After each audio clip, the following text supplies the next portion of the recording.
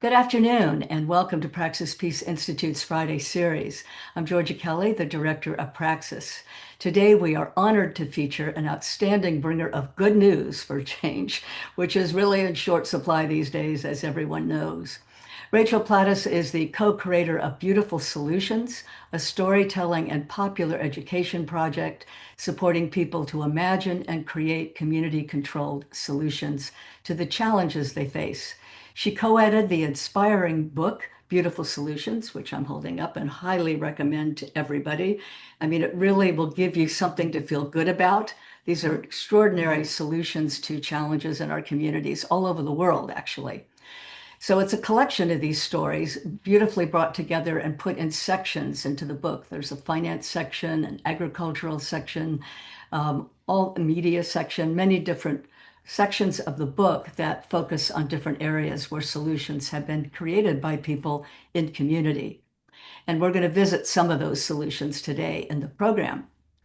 Rachel also works on a national network of women religious and millennials through nuns and with Jewish organizers and spiritual leaders. She's also a graphic artist and a trainer with People's Hub. So Beautiful Solution shows us what is possible in community and how people working together can change the world. So welcome, Rachel. It's wonderful to have you with us today. Thank you. Thank you so much. Thanks. Good to be with you, Georgia. And I'll just say, I think maybe it's an old bio, but I definitely have done all of those things, and I'm not working with Nuns and Nuns anymore, Okay. or with People's Hub, although I'm connected still to both of those organizations. Yeah, I was wondering how you did all that at once. Now that over enlightens time, you know. over time, yes. That Yeah, makes sense. Well, I'm going to begin with getting some background on you because I think your great. life is really interesting. And I want to know what led you to create both Beautiful Solutions as an educational project and as helping to create this incredible book. So give us a little background on how you came to do this. Sure. It's so good to be with all of you. I I guess I'll start by sharing that I've been an organizer for most of my life. It's one of the ways I be in the world, and pretty much always has been. I often tell the story of how that is beginning at my grandmother's kitchen table, who was would not have declared herself to be an organizer, but that's very much what happened at her kitchen table. Um, and and I moved to the Boston area in 2010, and I was in a moment of my life, a much longer story that I won't tell the whole story of really feeling like I was done with organizing. I'd been doing a lot of electoral work and a lot of local politics, and I really felt burnt out and done with it. And it was the fall of 2011, and I left my house to meet a friend. And she sent me a message and said she was tired and going home. And so I went for a walk, and I ended up at Occupy Boston. It was like the third day. And because I had decided I was done with that part of my life, I wasn't really even tracking that it existed. And I ended up there and I started talking to people, and I stayed for about 3 months and met my partner and co-parent and co-editor of Beautiful Solutions there, and many of the people that we still organize with, and experienced a different way of being in a fight for what we care about and for the world that we want, a way that felt like in that moment really creating the world that we want while we're fighting for it. And as that moment kind of subsided, there are many other ways to talk about what happened at the end of that moment. Many of us were feeling a longing for what was next, and feeling a real longing for how do we continue to be in the fight for what we want. not just against what we don't. I ended up working at a national network, what was becoming a national network of organizations and groups that were working to build solidarity economies called the New Economy Coalition. And I worked there for several years. And during that time, a crew of folks who had created a new project called Beautiful Trouble, which was this incredible compendium of creative resistance tactics and case studies, and not just the stories themselves, but also really digging into, but how? How do we do this? How do we build movements that are creative and irresistible and can win? And they came to Boston and did a training, and we were all hanging out afterwards, and we started getting into a conversation about what would it be like if, in addition to this project that is very much about Beautiful Trouble, very much about the politics of resistance, of no, there was also a politics of yes version of that. And that's how Beautiful Solutions kind of got started. It's a project that has had many it's been a long project, and a collaboration of many organizations and people over the years, including, I'll name, the New Economy Coalition, the Beautiful Trouble, the Highlander Research and Education Center in East Tennessee, who entered the project a little bit later, but really were pivotal in this becoming a popular education project. And then also later than that, People's Hub, which is a movement school, another movement school, that's more oriented toward offering content online. It's pretty recent and really started just before the pandemic came, and we started doing much of what we do online. And maybe I'll stop there. That's a lot of words. Yeah, that's very interesting. Where else we might want to go. Well, it's very interesting, your background as an activist and getting burned out, because I think a lot of people feel that way, especially right now with the kind of government we have and all that's going on. It's so easy to feel like, oh, we can't do anything that's going to make a difference. So this is why I think what we're talking about today is so important. The point, as you said, we don't want to just say no. That's what burns us out. We need to be able to say yes to things that we want to do. And I noticed that that some of your supporters have been the New Economy Institute, and that you early on were connected to Naomi Klein, which I also found interesting. It was the time she was writing This Changes Everything, The Climate versus Capitalism. And I did a summary of her book because people I knew were buying it and not reading it. So I thought, well, I'm going to do a summary of it. And I just sent it out again to all our Praxis members because I thought it's always timely. It's never not timely. And there are a lot of solutions in that book as well as yours. And I do want to get later to the Beautiful Trouble, the website. There's so many connections to what you're doing that are really important. But what I'd like to do now is one of the things that I mentioned to you just before we began today, and that is the women's cooperatives or the women's collective in Ghana, that makes fabrics, and how they're connected to another women's collective in North Carolina, Opportunity Threads. Could you tell us a little bit about both of those cooperatives and how they support each other? Yeah, sure.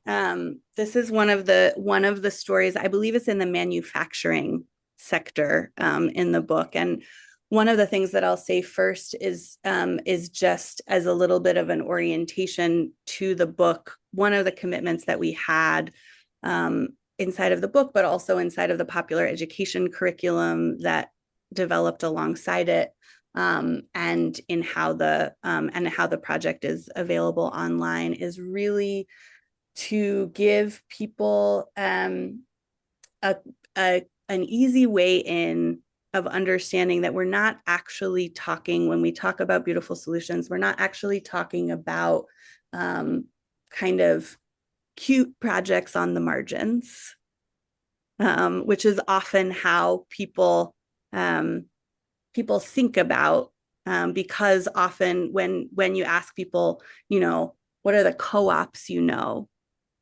that the ones that are visible to them in their town might be a coffee shop or a bike shop or something, and that there's not necessarily in a lot of places a lot of knowing about the fact that many of these solutions are really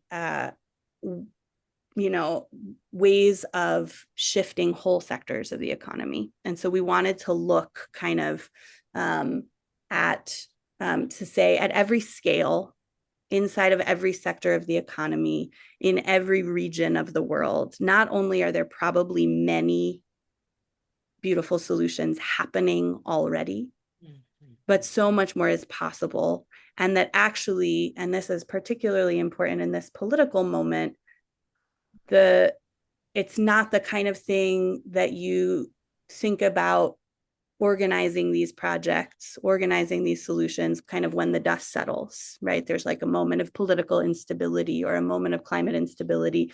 And when things feel relatively okay, that's when we build this work. But actually, the exact opposite, that it is actually the necessity of moments of crisis. It is actually the necessity of moments of political repression, of communities not being able to access what their basic needs are. That is where many of these strategies originate and grow.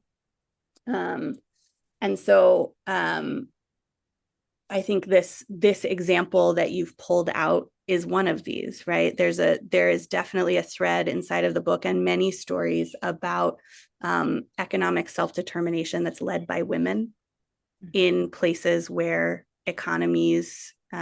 formal economies tend to be dominated by men. And both of these cooperatives in these two locations are an example of that.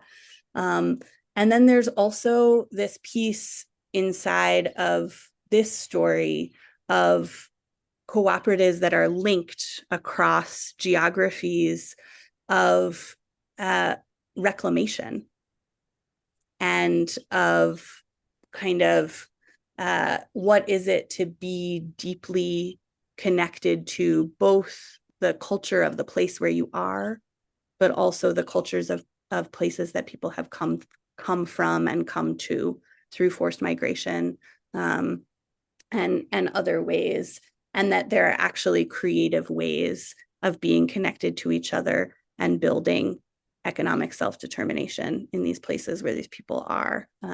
Yeah, that's very interesting. So I just want to go into that just a little bit more before we move Yeah, on. And right. one is so that the women's collective in Ghana is actually creating fabric. They're making fabric, right? Mm-hmm. And they sell that fabric to the to Opportunity Threads and Mm-hmm. to what's Southern Journey? Is that part of this too? Mm-hmm. Yeah, that's right. So they sell Yeah. fabrics to those Mm-hmm. businesses. And then they're creating textiles and products in that place. Yeah, that's right. That's really inspiring. I mean, to see Yeah. the international connection that Yeah. supporting people on both sides of the world, global north, global south, it's really, really That's right. inspiring. Yeah. There's so many different areas of that book that I find exciting. I mean, we could take a week on it, but um, there's certain things like I guess we're going to spend some time on collectives and cooperatives because that is definitely one of the solutions throughout this book. Mm-hmm. And of course, it's one that Praxis Peace Institute has been focused on since 2006. So we're very interested in any collectives or cooperatives that are happening anywhere in the world. And in the book, you mention some factories that have been repurposed, have Mm-hmm. been sometimes left just shells. Nothing's happening in them. They've been abandoned or they went bankrupt. And then workers come back and take them over as collectives, as was done in Argentina. And then you also talked about prison work becoming cooperatives. And so, if either one of those or both, you have anything to say about them, I'd be interested in that too. Yeah. Well, I can share a bit about both.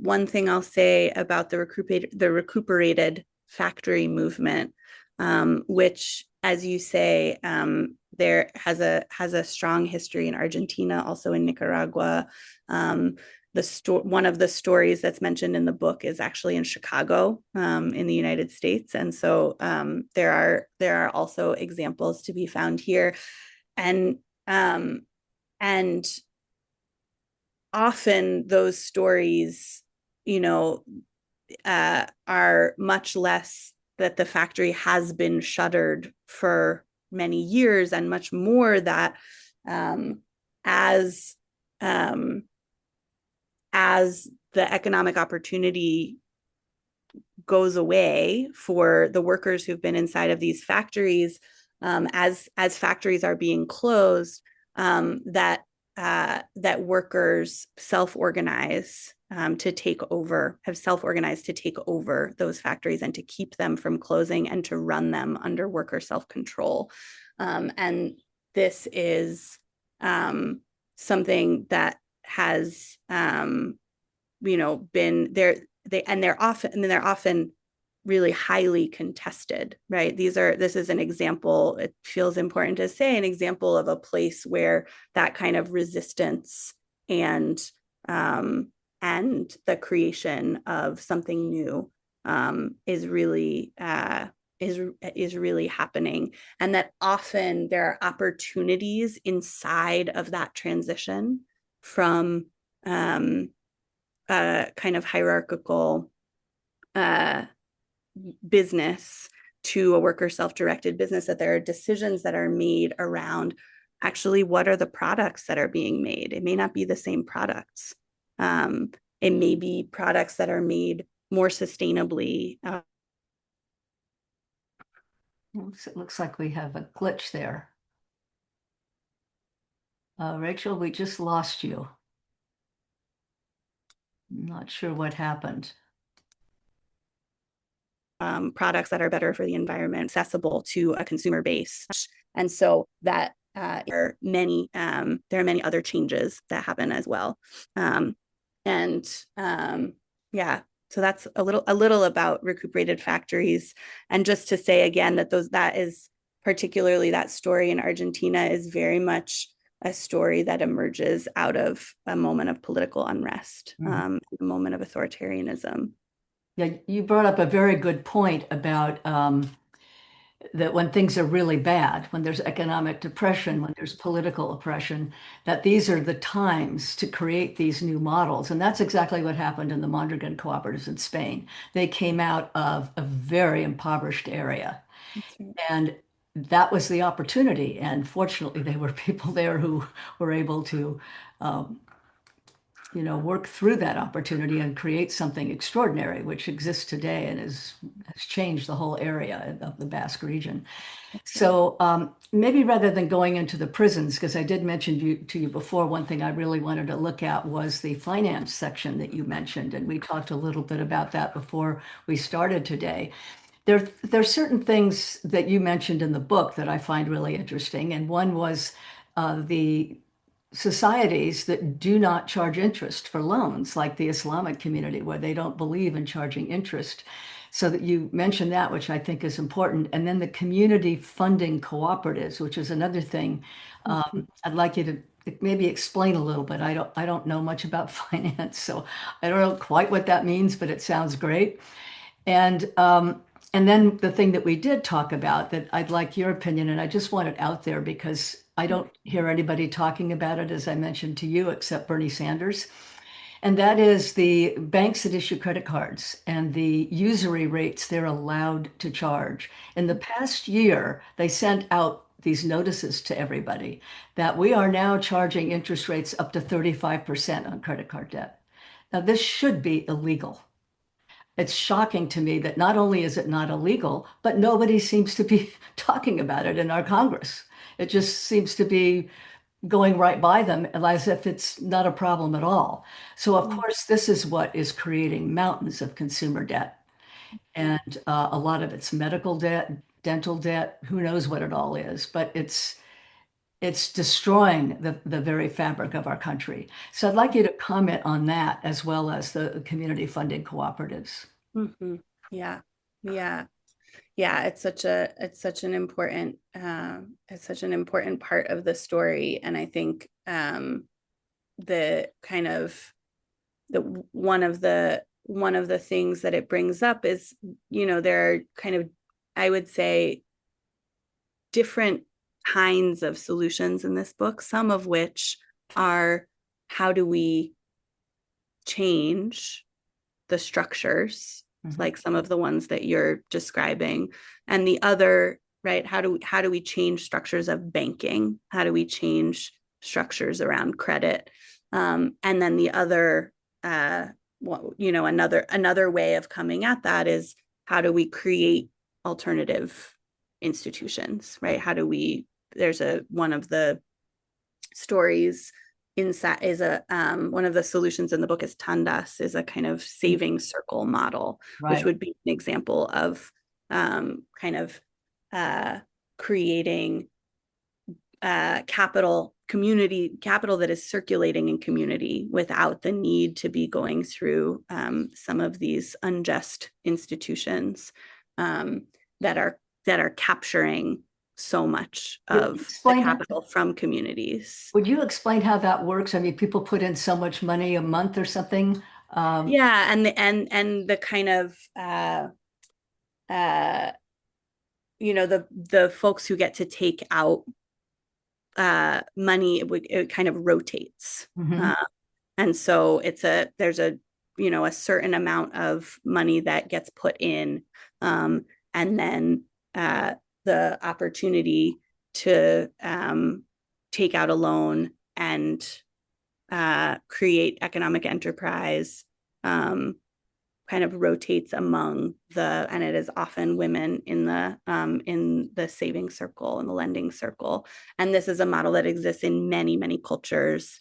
And again, like some of the other stories we've been discussing, is the history of this model is very much rooted in women's economic self-determination.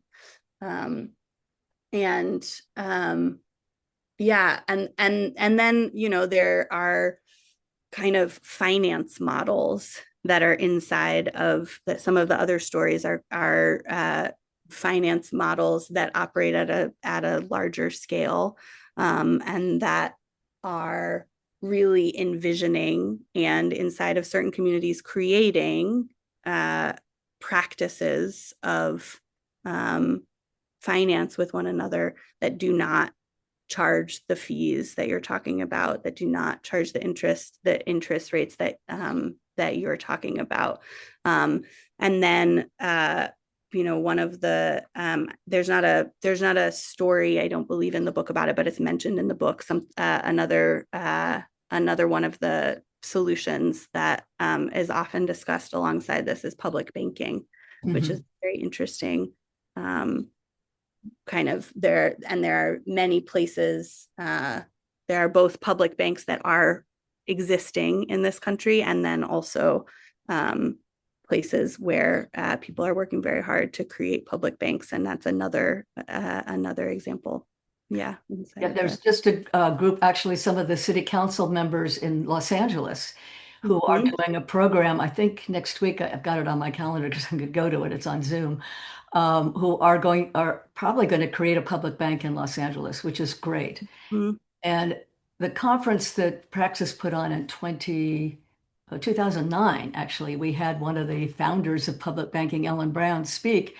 And that was kind of the beginning of a whole thing happening here, which was very exciting. I know there's the North Carolina Public Bank, and that's existed The for North Dakota, yeah. North Dakota, yeah, which is a conservative state with a public bank. It's kind of an interesting juxtaposition. Now, the Beautiful Trouble website, how is this connected to Beautiful Solutions? Yeah. So Beautiful Trouble has, and you it seems like you've taken a look at it. Hmm. Most of the case studies and the content that has been in Beautiful Trouble and Beautiful Rising, which are these two collections of creative resistance stories and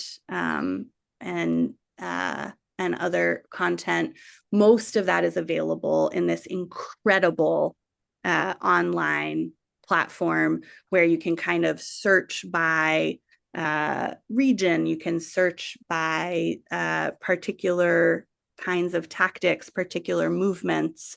There are kind of different collections of stories that you can look at that have been organized on there. That toolkit is also available as a card deck. And there's also a team of folks who do trainings for Beautiful Trouble. Um, Quite soon, the same thing will happen with all of the content for Beautiful Solutions. And you'll actually be able to look at these toolkits side by side as kind of a resist and build collection. And with the opportunity then to connect across trouble and solutions. And it's just been a tremendous opportunity really to look at the connections between how we build movements to fight what we don't want and how we build movements for what we do. Would you put that website in the chat box? Because I think this is really interesting. And then just say it out loud too, so it's on the video. Yes. And I believe it is beautifultrouble.org/toolbox. Great. And Beautifultrouble.org/toolbox. let me just put that in the chat. Incredible campaigns on that website and really inspiring work. And I noticed that the trainings, you have ongoing trainings all the time. And it's an impressive list of organizations that have taken these trainings from Move On, UC Santa Cruz, Sunrise Movement, SEIU, and many, many more. It's quite inspiring. And the programs look great. They really do. So that's exciting. Is there anything more you want to tell us about the toolbox section or about some of the campaigns before we go into? I mean, people should really take a look at it. It's very interactive. So if you go there and you click on stories, you can click on a continent that you want to see all of the stories that are from that continent. And this is one important thing to say that is true about the Beautiful Trouble collection and also will be true for Beautiful Solutions is that once they're online, they are continually getting added to. Mhm. And so as people come and visit and take a look at the stories that are here and get inspired by them and say, hey, there's something that's happening in my community that they might not know about that really seems like it fits here, that those can then be added to and so there are stories that are getting added there all the time. And it is a kind of dynamic toolbox. That's another thing that's so inspiring is, I know a few years back when our Pacific Gas and Electric was just in terrible shape here and charging people outrageous fortunes for their electricity and gas. And there was an opportunity to make them a public utility. And Mm-hmm. our governor dropped the ball. And I think he dropped the ball because there wasn't enough public support expressed for it. And these are the kind of things, because you talk about that in the book, municipalities that have taken over and made these things public, taken them from the private sector. Mm-hmm. And these are the positive things that people could be working on instead of just um, being protesting against these corporations, actually start creating a movement to take them over. And I think that's where what you're doing is so inspiring, is that instead of spending all this time protesting, these people are actually creating the new structures we need to create a different society. Mm-hmm. Yeah.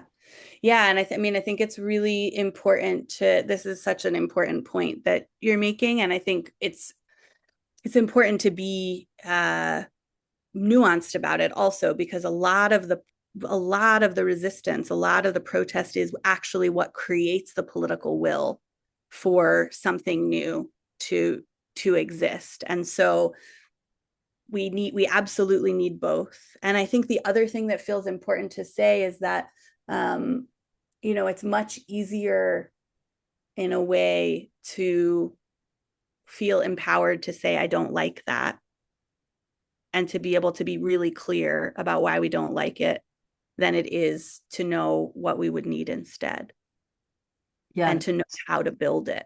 that's the challenge. And so, right. And so it really is such a kind of bid for this project is really a bid for how do we really look at how this happened, how these things get built, what what did it take, what are the things that we might not. Landria Williams, our dear Mhm. late co-editor of this project, talked all the time about what's that kind of missing 10% that Mhm. never gets talked about when we tell the story of this, but that if it wasn't there, this thing never would have happened. What do we not see, Mhm. that we need to know about how we actually make these things happen?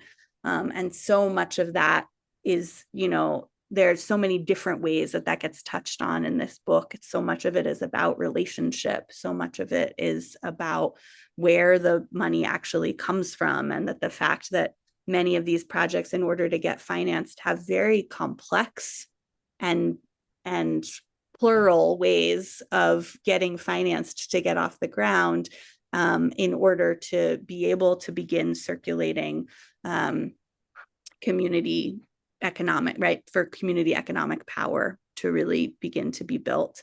And so it feels like, that kind of continuing to dig deeper into these stories. The book has, fairly short tellings of these stories, and so part of the opportunity is, and every piece in the book says, if you want to learn more, look here. But Right. part of the opportunity is you read this little bit about this story and you think, wow, that's amazing.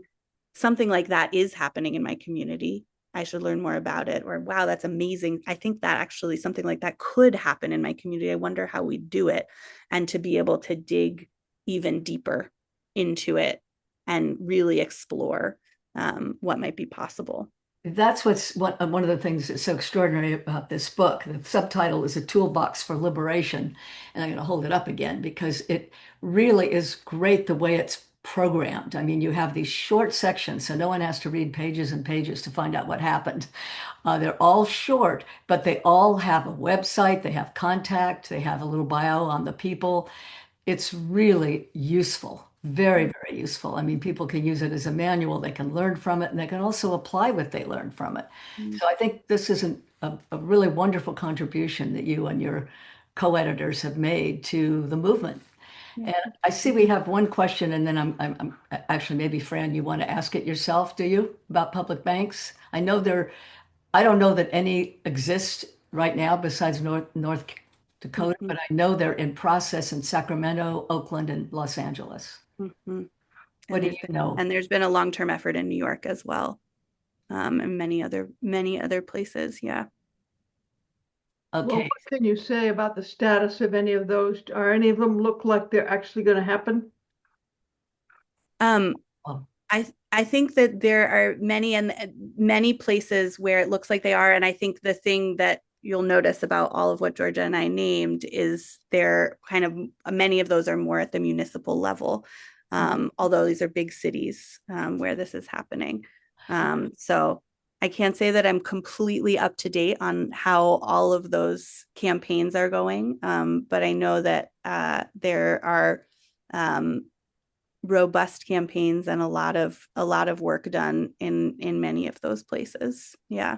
I'm just putting in the chat box, and I don't know that I can send out, that's a huge long Zoom link, but on Tuesday at 11 a.m., there is a meeting on public banking in Los Angeles, and some of the state legislators are going to be on that call or in that meeting. So I will send that out to people because you may want to tune into it. You register for it and tune in. It's free. But I think that will give you a lot of information of what's happening in Los Angeles and how they have people in elected office supporting it, which is one of the things that helps make it happen. Any other questions? Ben, I think you're mute, Ben.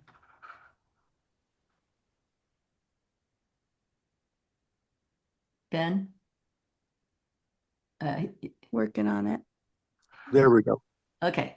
Yeah. Well, after that, I was interested. I know you just, you said you're no longer involved in this, but you had been participating in the Nuns and Nuns, and I had heard about that at the time. Um, I was part of a Catholic study circle for about a decade, and got pretty educated into the theology. And there was a big burst of enthusiasm in the church after the elevation of Pope Francis, which we That's right. regarded as nothing short of a miracle. That's right. And also, frankly, he did a pretty good job as administrator, because he packed the court to choose his successor, which I'm very pleased with as well. But I just wonder, what was the work you were doing there? Was that like in response to the Laudato Si, or the Mm, encyclical about the environment, which yeah. for a lot of mainstream people that sort of validated it, at least in this corner of the world. Yeah. Um, well, Nuns and Nuns began it really as a beautiful experiment to for it's nuns Nuns and nuns Nones, and really began as kind of a conversation project between women religious and mostly fairly young, uh, religiously unaffiliated folks, the nuns. And really like noticing and listening into the fact that many of the big questions and contradictions that they were wrestling with were similar, and that there was something there for each other together. Um, and out of that, many other beautiful experiments emerged, co-living experiments, covenantal community experiments. And one that I'll mention that is very relevant to the conversation that we're having is a project that is to be in conversation about what is happening with religious land. And there's a program that is called Land Justice Futures that has Mhm. emerged from Nuns and Nuns and other beautiful work that really looks at the history of Catholic land and Catholic land seizure. And as so much land that the church has held is in transition in this moment, what happens with it? And are there opportunities for talking about land reparations and land back? Well, this would have to be primarily in South America, because Catholic holds a lot of buildings and properties. They don't have like huge tracts of land like they do in Latin America. Is actually mostly based in the United States. Really? And there's been, yeah, I Well, can, I'm new to this one. yeah. So, Here. so where are these lands that are owned, and to whom would they owe the reparations? So most of uh, most of the conversations that have emerged have been in conversation with communities of women religious um, Hmm.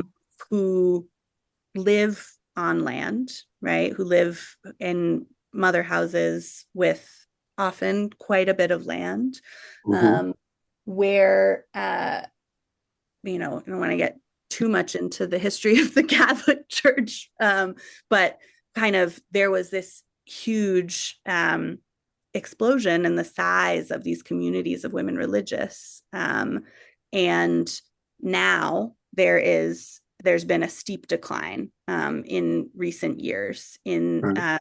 These communities are aging, and so places that had hundreds of sisters living there no longer do. So And you're saying, but there's a huge amount of like how many? We're we talking about like 10,000 acres that would have to be returned to native inhabitants. I mean, I'm trying to get a picture of. I don't, I This is mean, new. Yeah. I don't know. I don't have specific numbers Right. about what that would look like, but yes, there's a significant amount of land and deep and mostly deep relationship that's being built, Hmm. among women religious and and people who have a stake, indigenous communities who have a stake in the places where those lands are. So it's really beautiful work. I put the URL for the website in the chat. It's landjusticefutures.org. And I highly recommend you check it out. Yeah. So does Okay. this nuns and nuns still exist? Is that the land justice? Mhm. Is that what that is? Yeah, it's one of the kind of one of the offshoots of it. Got it. Interesting. Uh, Yeah. yeah. Anything else that you want to ask, Fran, or? Well, yeah, go ahead. Go ahead, Ben. Oh no, no, you're ladies first. I'll go after you. So, Rachel, I want to appreciate Beautiful Solutions. I was very impressed how you have used a very consistent framework for determining the stories that you selected.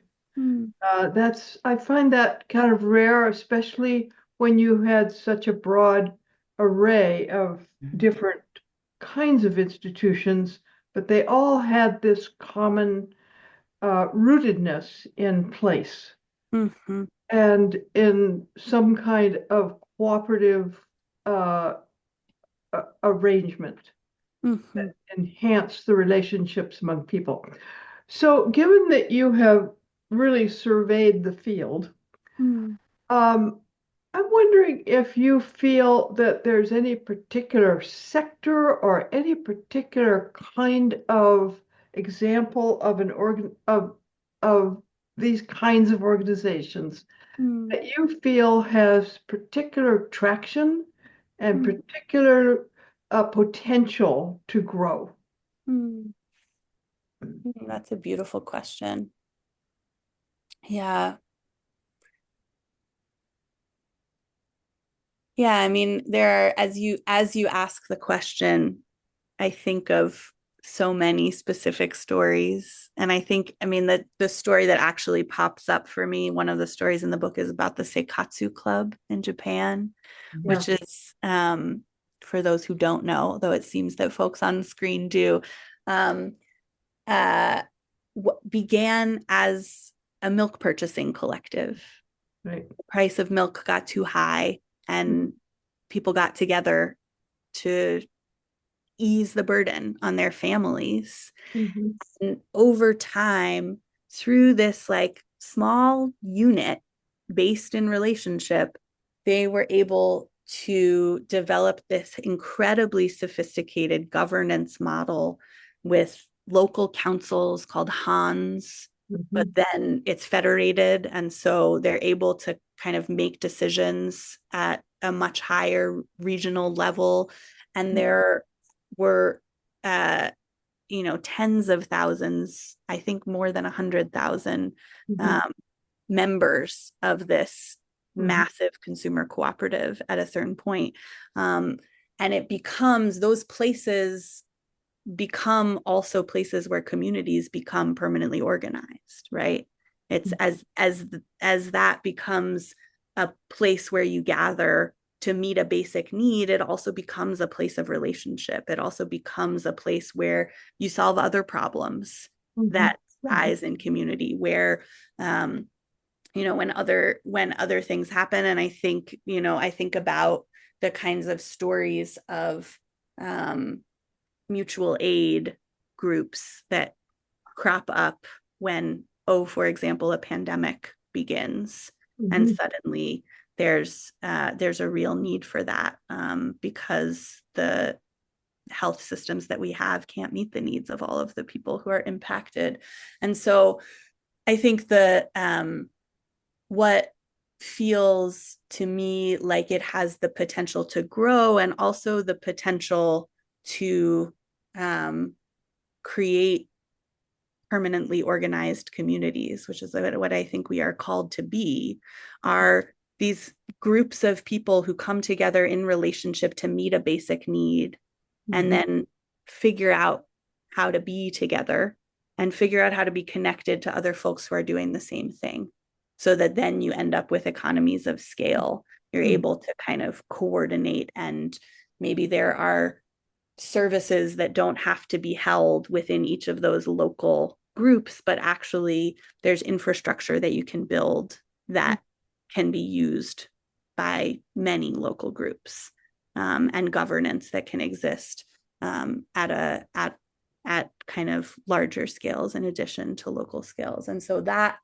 gives me a lot of hope. And it's also what I've experienced in my own community, that people come together in those moments and then we know each other. And then when it happens again, when something happens again, we know how we work together. We know who has what resources, and that this can happen at many different scales and in many different places. Yeah. You know, you bring up something that I just got an image in my mind of how the protest movement you were saying really feeds into the solutions section. And I'm looking at that the protests exist on one level, and then there's another level of organization that would probably have to happen to lead to a successful advocacy campaign. Right. Yeah. Right.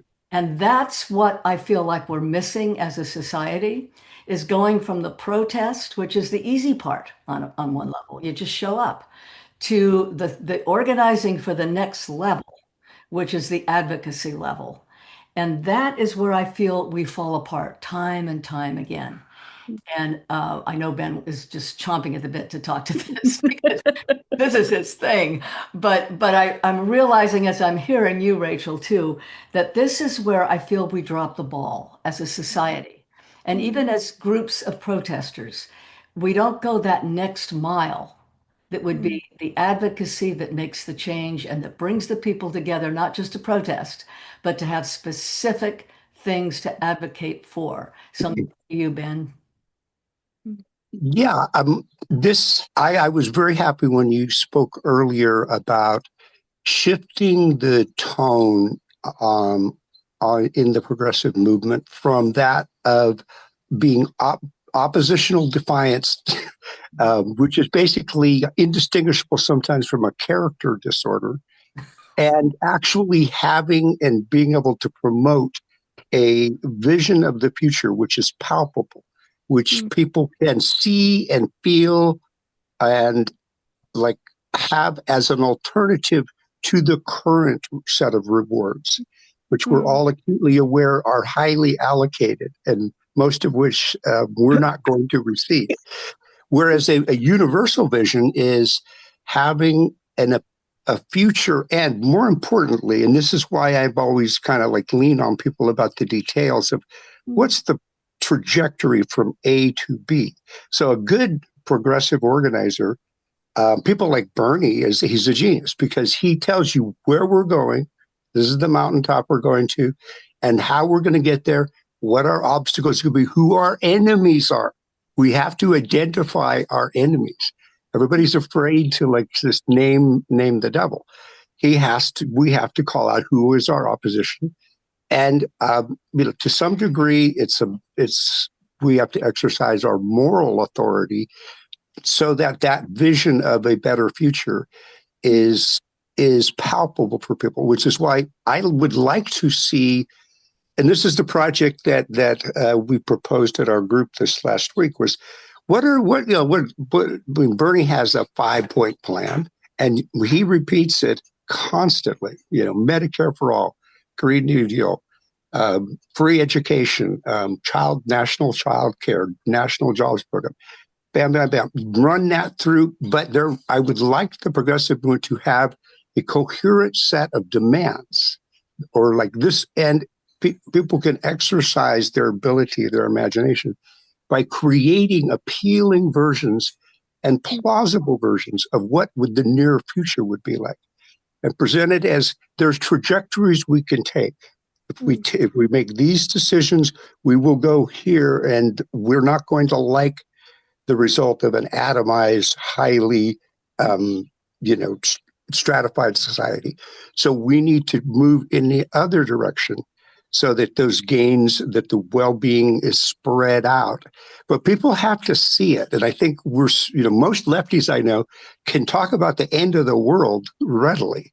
But, once again, we can more easily imagine the end of the world than transformation to a better kind of society. I think that's the dilemma we're in. as a left. Mhm. Yeah. Also, And when you talk as about humanity. vision, oh, excuse me, I was just from the vision to specifics, so the vision always has to be part of the educational project, which I think Hmm. Beautiful Solutions hits beautifully. That deals with a vision, but then there needs to be something concrete that you can organize around, an advocacy campaign that you can organize around and educate at the same time. Mhm. That's where I think we've kind of missed that piece. And you have any comment on that, Rachel? Hmm. Because you've Yeah, done I mean, a lot of organizing. I I appreciate all of this, and I uh feel some allegiance to those who are resisting in this time because we need it and we need more of it, not less of it. Hmm. Right.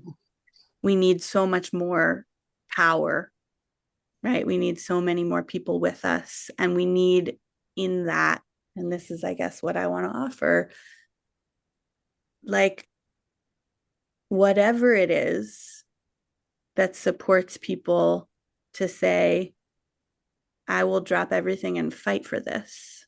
Mhm. That's what we need. Hmm.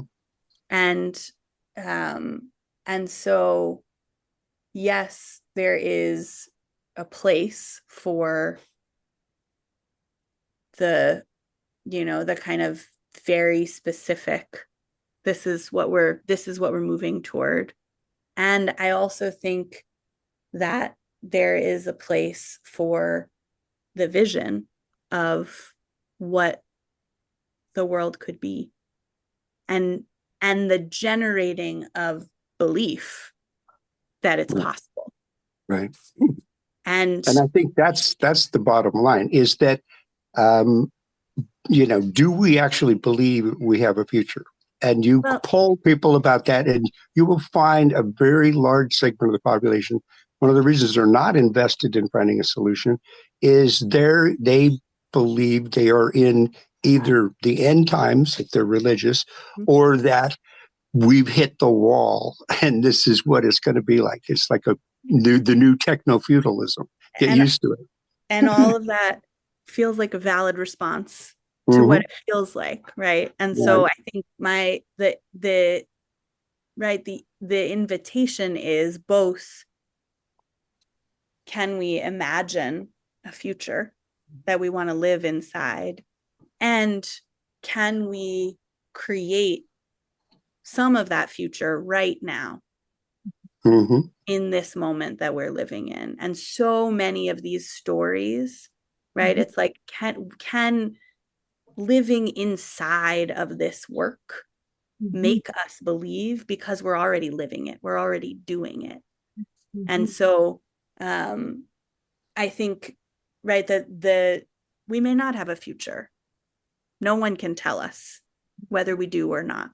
Hmm. But the living as if we are free, living inside of this work as if we are free, and learning a little bit more all the time about what that actually means, Mhm. how we want to be in relationship with each other, how we want to be with the resources that we have, how we want to be in relationship to land, how we want to be in relationship to culture, Mhm. how Mhm. we want to be in relationship to the fact that whether we have a future or not, we're raising up the next generation. Right. Yeah.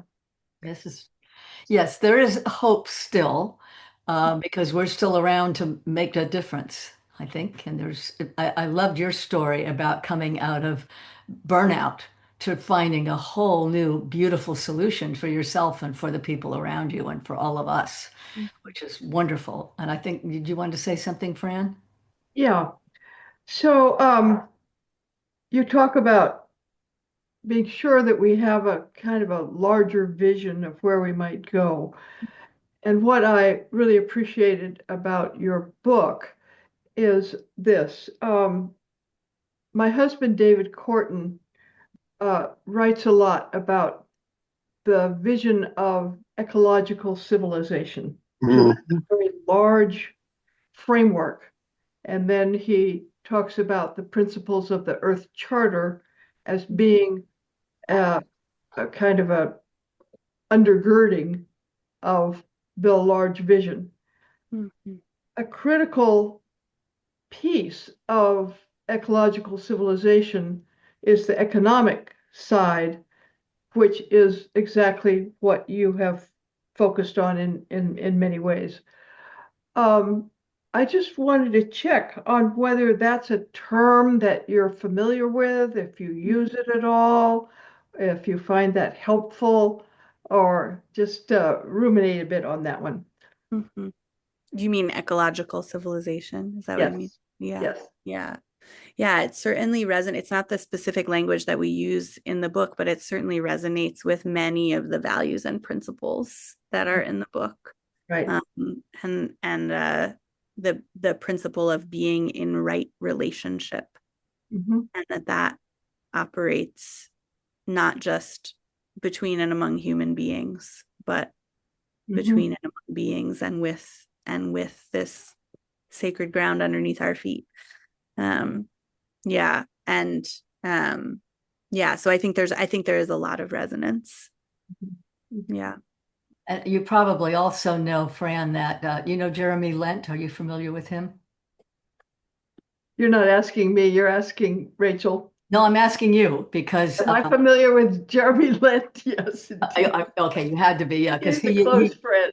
he Yes. uses Eco Civilization Coalition, which is what he's working on now, catalyzing a transformation toward a life-affirming global civilization. So, which I have to read shortly. But I want to thank you, Rachel, for this really inspiring hour that we've spent together, and for your wisdom, and for this incredible book that you've helped create. And, you know, the website, the toolbox, all the possibilities. It's inspiring to me, and I think anyone who would read this would find it also is, and would it helps keep the energy up for doing more instead of burning out. That's what's so valuable about your book. So I want to thank you for that. Thank you so much. Thank you all. Yeah, may it be so. I'm going to stop the recording. Mm.